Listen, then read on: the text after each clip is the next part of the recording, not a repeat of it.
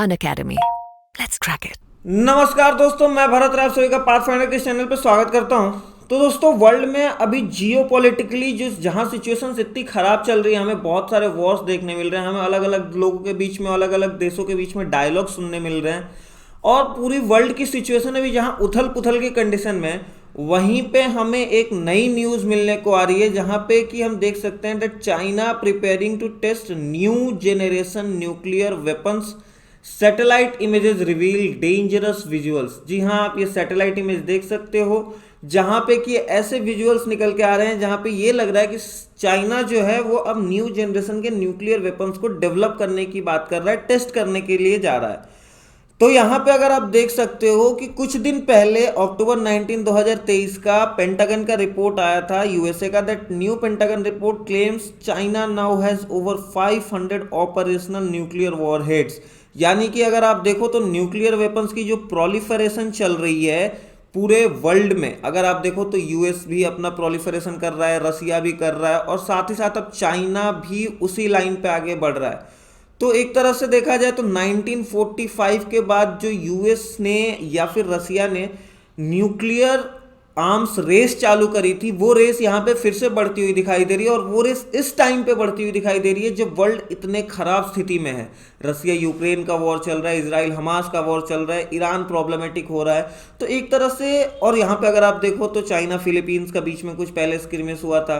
तो एक तरह से ये सारे सिचुएशंस अभी इतनी खराब है और वहां पे ऐसी न्यूज आना, एक तरह से ये ऐसा बोल सकते हो कि आग में घी डालने वाला काम कर रहा है। तो हम इस पूरे न्यूज़ को डिटेल्ड एनालिसिस करेंगे, हम देखेंगे कि ये डेवलपमेंट्स कहाँ हो रही हैं, कैसे हो रही हैं और इस पे यूएसए और इंडिया का स्पेशली क्या रिएक्शन है, इसके बारे में हम थोड़ा सा ध्यान देंगे और जानेंगे कि क्या क्या डेवलपमेंट्स हो रही हैं। तो चलिए शुरू करते हैं। लेकिन शुरू करने से पहले मैं आपको बताना चाहूँगा कि अगर आप हमारे साथ अपनी आईएएस जर्नी स्टार्ट करना चाहते हैं तो 2025-26 बैचेज स्टार्ट हो रही हैं 30 दिसंबर से हमारे ऑफलाइन सेंटर्स करोल बाग और मुखर्जी नगर में, जहां पे अगर आप कल के पहले एडमिशन लेते हो, यानी कि 24 दिसंबर के पहले एडमिशन लेते हो और मेरा कोड डालते हो BR10, तो आपको इंस्टेंट 40% ऑफ मिलेगा। यानी कि जो प्राइसिंग पहले 1,75,000 की थी वो अब सीधे 1,09,999 की हो जाएगी। तो देर ना करें और इस क्यूआर कोड को स्कैन करें। इस क्यूआर कोड को स्कैन करोगे तो आपका एक गूगल फॉर्म खुलेगा and then if you will fill the Google form तो हमारी अनअकैडमी की टीम आपको कांटेक्ट करेगी और आपको सारी जानकारी प्रोवाइड करा देगी। तो और साथ ही साथ अगर आप दिल्ली नहीं आ सकते हैं तो हमारे प्रयागराज में ऑफलाइन सेंटर्स खुल रहे हैं जहां पे आप अपना एडमिशन ले सकते हो, जहां बैचेज परसों से ही स्टार्ट है, यानी 25 दिसंबर से ही स्टार्ट है। ऑफर वहां पे भी 24 दिसंबर तक ही वैलिड है। अगर आप मेरा कोड यूज़ करते हो BR10 तो आपको 10% इंस्टेंट डिस्काउंट मिल जाएगा। साथ ही साथ अगर आपको अधिक जानकारी चाहिए तो आप इस नंबर पे कांटेक्ट कर सकते हो, आपको सारी डिटेल जानकारी प्रोवाइड करा दी जाएगी। तो चलिए शुरू करते हैं। देखो, हुआ ऐसा कि अभी जो है ना कुछ स्क्रिमेसेज या कुछ वॉर्स जो हैं वो on the front, on the face हो रही है। For example Russia Ukraine war, Israel Hamas war. लेकिन कुछ स्क्रिमेसेज, कुछ फाइट्स जो हैं वो बिहाइंड द सीन हो रही हैं। बिहाइंड द सीन कहने का मतलब, यूएस ने कुछ दिन पहले 31 अक्टूबर 2023 की अगर आप ये न्यूज़ देख रहे हो तो यूएस ने अनाउंस किया था new nuclear bomb which is 24 times stronger than Hiroshima. हमें पता है हिरोशिमा और नागासाकी में जो न्यूक्लियर बॉम्ब्स यूज हुए थे कितने डिवास्टेटिंग थे, उससे भी 24 टाइम्स इन्होंने स्ट्रॉन्गर एक न्यूक्लियर वेपन की अनाउंसमेंट करी है। अब इससे होगा ये और हुआ ये कि सारी कंट्रीज एक तरह से इस होड़ में लग गई कि यूएस ने जब नया वेपन डेवलप किया तो हम क्यों नहीं करें।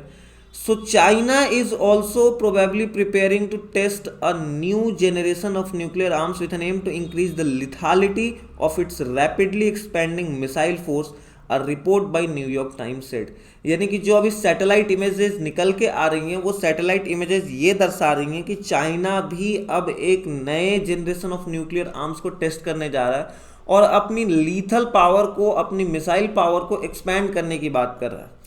उस रिपोर्ट की अगर बात करें तो उस रिपोर्ट में ये निकल के आया है दैट ये जो चाइना का एक लॉपनूर करके एरिया है, लॉपनूर अगर आप यहाँ पे देख सकते हो तो ये चाइनीज रीजन है, यहाँ पे लॉपनूर, यहाँ पे एक लेक भी है लॉपनूर लेक करके। तो ये रीजन्स में जहाँ चाइना ने 60 ईयर्स पहले अपना पहला टेस्ट करा था, 60 साल पहले चाइना ने अपना यहीं पे एटॉमिक बॉम्ब का टेस्ट करा था, उसी बेस को वापस से डेवलप कर रहा है, यानी कि वहाँ पे कुएं खोदे जा रहे हैं, वहाँ पे कैनाल्स काटे जा रहे हैं, वहाँ उस बेस के आसपास रोड्स की डेवलपमेंट दिख रही है। तो एक तरह से ये इंडिकेशंस क्लियर करती हैं कि चाइना अपने इस बेस पे कुछ तो कर रहा है। तो this is the base where China detonated its first atomic bomb nearly 60 years ago, has recently seen some massive infrastructural installments which include a deep vertical shaft. अब vertical shaft अगर आपको पता हो तो ऐसे सीधे एक कुआं की तौर पे खोदा जाता है एंड वो सील्ड shaft होता है जिसमें कि न्यूक्लियर बॉम्ब को डेटोनेट किया जाता है ताकि उस न्यूक्लियर बॉम्ब की कैपेसिटी को चेक करा जा सके। तो ये जो वर्टिकल सैफ्ट की वहाँ पे खुदाई हो रही है, वहाँ पे एक डीप वर्टिकल सैफ्ट जो क्रिएट किया जा रहा है, इससे साफ इंडिकेशन आता है कि China is going to test a nuclear bomb. यहाँ पे अगर आप देख सकते हो, Chinese authorities have recently restarted excavation and construction in the horizontal tunnels bored into the side of the mountains. These tunnels were used for the past nuclear weapons testing, and the satellite imagery also confirms the addition of several new roads around the area. तो जैसे मैंने आपको बताया, यहाँ पे काफ़ी ज़्यादा इस एरिया में इंफ्रास्ट्रक्चरल डेवलपमेंट किया जा रहा है जो कि एक तरह से एविडेंस देता है। So all the evidence points to China making preparations that would let it resume nuclear test, Tong जिनाओ and nuclear expert told the New York Times. तो एक तरह से ये काफ़ी खतरे की घंटी है और इस वजह से ये थ्रेटन करता है जो ग्लोबल टेस्ट बैन हमने लगाया हुआ था, तो उसको अंडरमाइन करता है। और ये रेवलेशन कब निकल के आया? जब यूएसए और चाइना एक बहुत ही सेंसिटिव फेज से गुजर रहा है। अभी हमने देखा कि चाइना और फिलीपींस की जब एक बीच में स्क्रिमेस हुई थी, एक झड़प हुई थी जहाँ पे चाइना ने फिलीपींस के बोट को वाटर कैनन से हिट किया था। उस टाइम पे यूएसए ने भी बोला था कि रुक जाओ, आप ऐसा काम नहीं कर सकते हो साउथ चाइना सी में। चाइना और जापान को लेके जो प्रॉब्लम क्रिएट होते रहती है उसमें भी यूएसए कूदते रहता है। तो जब चाइना और यूएसए के बीच में ये काफ़ी सेंसिटिव फेज चल रहा है, उस टाइम पे चाइना और USA, in fact not only China, USA ने भी कुछ दिन पहले, जैसे मैंने आपको बताया कि 24 टाइम्स मोर पावरफुल और लीथल वेपन उसने क्लेम किया। तो चाइना और यूएसए एक तरह से इस तरह से एक्सपैंड कर रहे हैं। यहाँ पे अगर आप देख सकते हो, सो डॉक्टर रेनी बेबिराज, former analyst at the National Geospatial Intelligence Agency, which is an arm of the Pentagon, who uncovered the new evidence, opined that the deep shafts could accelerate an effort to perfect new types of nuclear arms for the country's fast-growing arsenal. अब यहाँ पे new generation की बात क्यों करी जा रही है? तो जो न्यूक्लियर आर्म्स एक्सपर्ट हैं, जैसे यहाँ पे आपने देखा कि यहाँ पे टोंग जिनाओ जो न्यूक्लियर एक्सपर्ट हैं, या फिर रेनी बेबियाज जो एक न्यूक्लियर आर्म एक्सपर्ट है, उन्होंने बोला कि ये जो शाफ्ट्स क्रिएट किए जा रहे हैं ना, ये शाफ्ट्स के डीपनेस की बेस पे ये डिटरमाइन होता है कि न्यूक्लियर बॉम्ब की आपकी कितनी पावर है।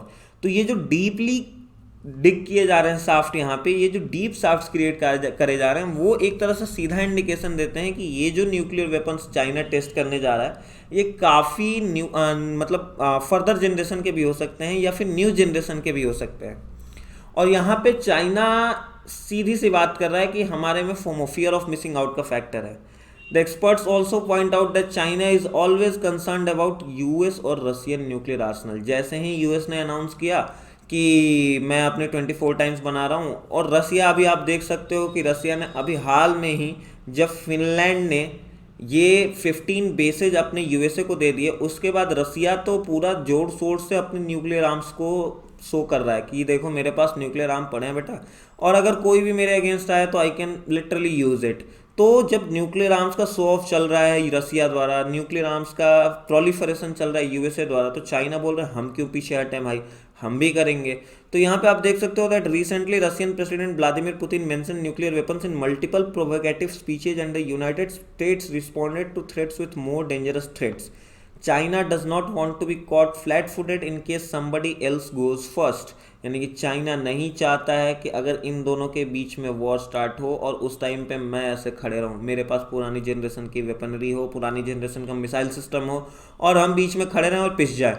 इसलिए हम यहाँ पे अपने आप को डेवलप कर रहे हैं। और same cheese goes with the India को, ऑल्दो यहाँ पे अगर देखा जाए तो इंडिया के लिए ये बहुत ही बड़ी एक प्रॉब्लमेटिक बात हो जाएगी, क्योंकि चाइना और इंडिया के आर्मी के बीच में हमेशा कन्फ्रंटेशन होते रहते हैं on the border line of LAC।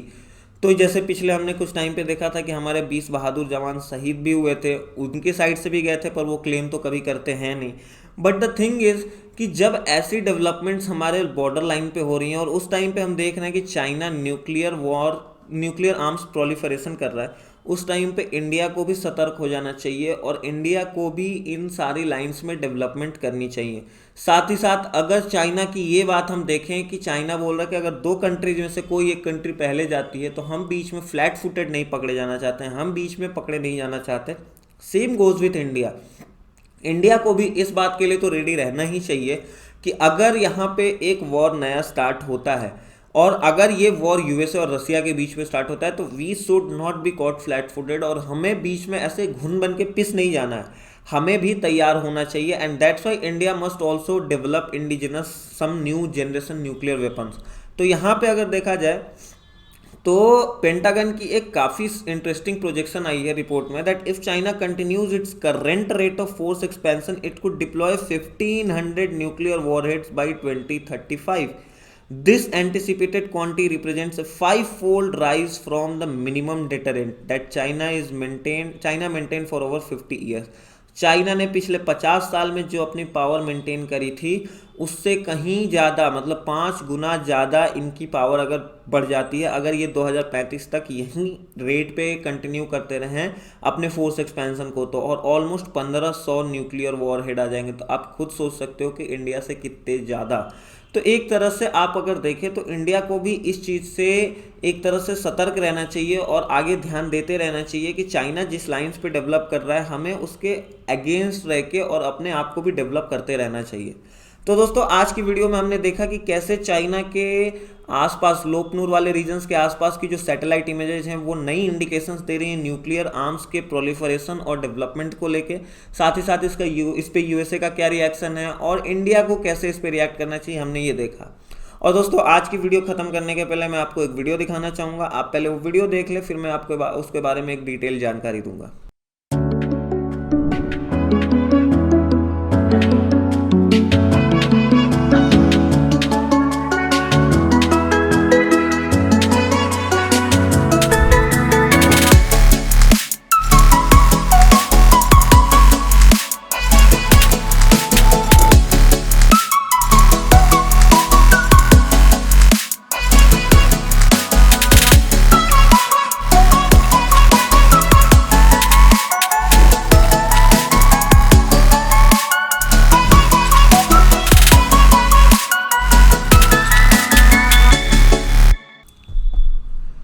तो दोस्तों ये था हमारा अनअकैडमी ऑफलाइन सेंटर, जहाँ पे अगर आप आके अपनी पढ़ाई स्टार्ट करते हो तो सबसे पहले तो आपको फ्री डेमो क्लासेस प्रोवाइड करा दिए जाएंगे, यानी कि आप सारी यहाँ पे आके एक तरह से माहौल देख सकते हो। साथ ही साथ यहाँ पे आपको ऑफलाइन करंट अफेयर्स की क्लासेज मिलेंगे, 1-on-1 मेंटरशिप मिलेगा, यानी कि आपके सारी डाउट्स को सॉल्व कर दिया जाएगा डायरेक्टली, और एजुकेटर्स डाउट सॉल्विंग सेशन भी होगा, यानी कि एजुकेटर डायरेक्टली आपके डाउट्स को असेस करेंगे और उसको सॉल्व करेंगे। साथ ही साथ यहाँ पे आपको फ्री मैगजीन्स प्रोवाइड कराए जाएंगे, आपको एक लाइब्रेरी की सुविधा मिलेगी, यानी कि आप वहाँ पे बैठ के दिन भर शांति से पढ़ सकते हो, और साथ ही साथ वाईफाई की भी सुविधा होगी, तो आपको कोई भी परेशानी नहीं होगी यहाँ पे पढ़ाई करने में।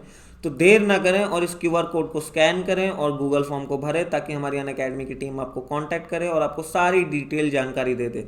मिलते हैं कल एक नई न्यूज़ के साथ, तब तक के लिए धन्यवाद। जय हिंद, जय Bharat. Unacademy. Let's crack it.